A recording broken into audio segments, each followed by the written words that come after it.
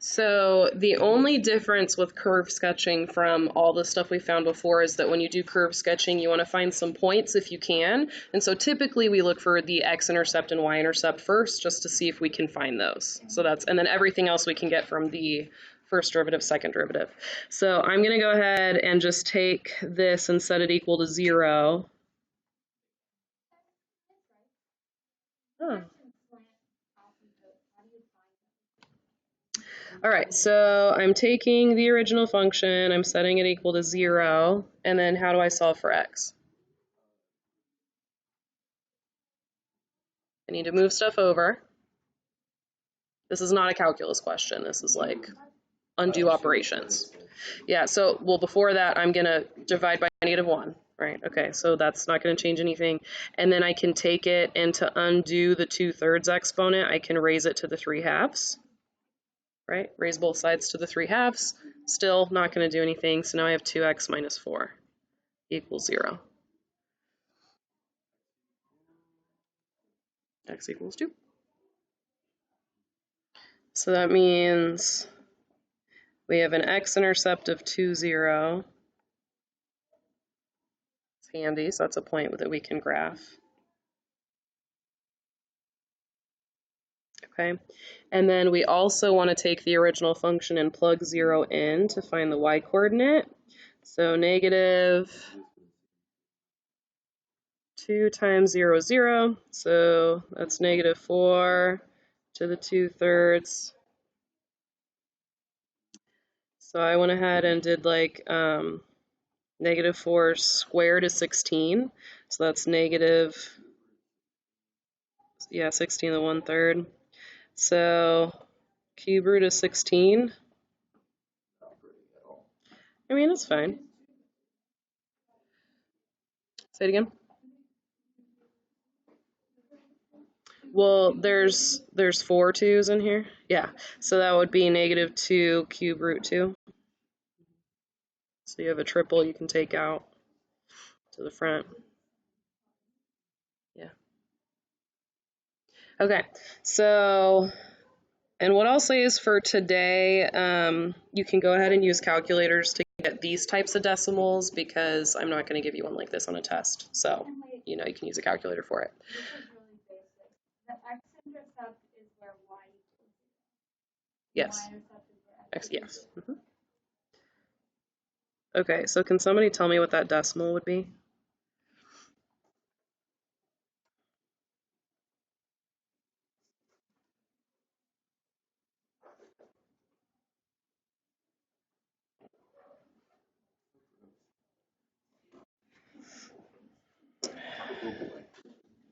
Negative 2.51.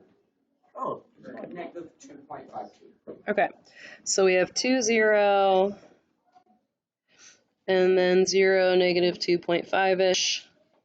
That's not bad. Okay.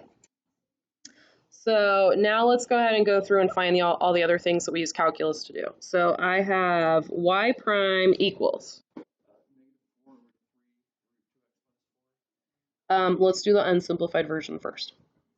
So Negative 2/3, 2x minus 4, negative 1/3. times 2. And why did we do that times 2 on the end? General. Okay. So I'm going to go ahead and clean this up. Y prime is negative 4 over 3. 2x minus 4, yep. Okay. You put the 3 as the cube root. Oh, 3. Sorry. All right. So when I look at this, does that derivative equal 0? No. Does that derivative get to be undefined ever?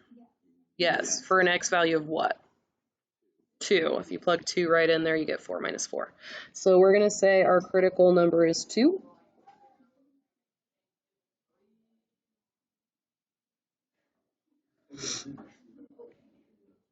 So I could do like 0 and 3. And what happens if I plug in 0? Yeah, and so a cube root of a negative, I don't care what the number is, but a cube root of a negative is going to be negative. So negative over negative is positive. If I plug in 3, I've got 6 minus 4 is 2. Okay, so now we know x-intercept, y-intercept, increasing, decreasing, and max. So increasing, negative infinity to 2, decreasing 2 to infinity, relative max. What test did we use to find the relative max? First derivative test. X coordinate of 2, how do I find the y coordinate? Plug it in, but we already know what the y coordinate is because an x coordinate of 2 is what?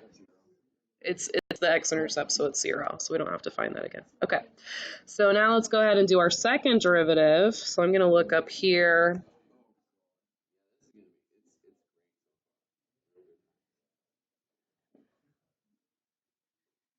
But we're not going to whine because there were much worse problems I was going to give you.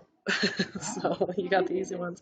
Because these are not the hardest derivatives we've ever had. So if I was giving you problems that were actually complicated, we could have done much worse ones. I gave you very nice ones. All right, so now if we do the second derivative, You get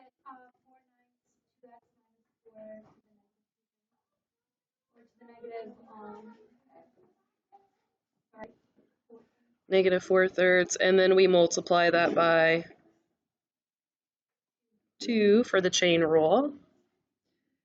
So our second derivative is 8, 9 on the bottom, third root of 2x minus 4 to the 4th, hypercubed. All right, what is the number there that we're going to use for our point of inflection? 2.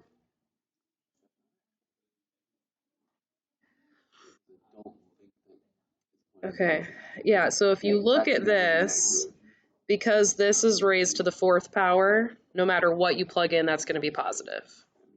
And the top is positive, positive 8. Hmm?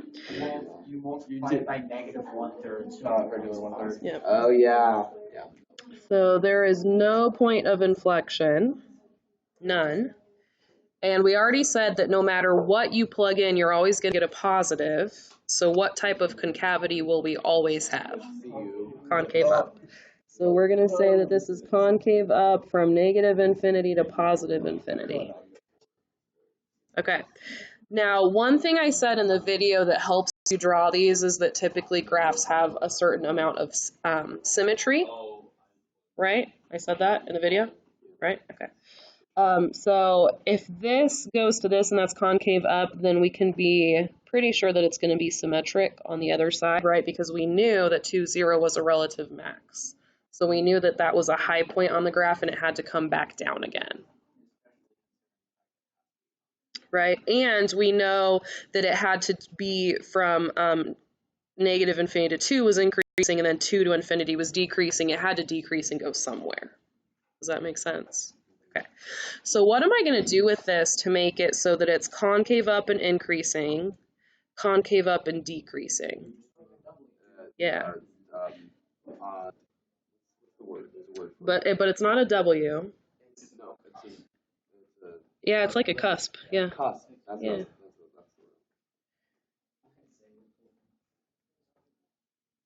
Which makes sense, right? Because our maximum that we had was something that was an undefined slope as opposed to a slope of 0. And a cusp would be that undefined slope. Yeah. You just cut a curl in half and flip it. Yeah. Like put it back together wrong. Yeah. Okay. So there's the graph. And then if you look at the rest of them are like polynomials, and so those are nice. You're going to like those. Yeah. You're not going to like this one as much, but I'm going to be okay with that because you don't have to draw. Okay. All right. So the plan is we work on this until like 110 or so, and then we can switch over to reviewing. Okay. And then, so whatever you don't finish today of this assignment, that is going to be your homework over the weekend, is to finish that. Okay? All right. All right. Okay. Does everyone know where the cheat sheet requirements are for this unit? They are on the website where I put copies of blank assignments, and it's the first one. So on the website, if you're on your phone and you scroll down and all the answer keys are at the bottom, right? Right above that is all the blank assignments, and it's the very top of the list of the blank assignments. Is it under the unit? Mhm. Okay. Yep, for the unit webpage. Okay, so eventually I will like print out a copy for you guys, but for those of you who like, because the cheat sheet is not done yet, I haven't like listed all the requirements, but the beginning. All right.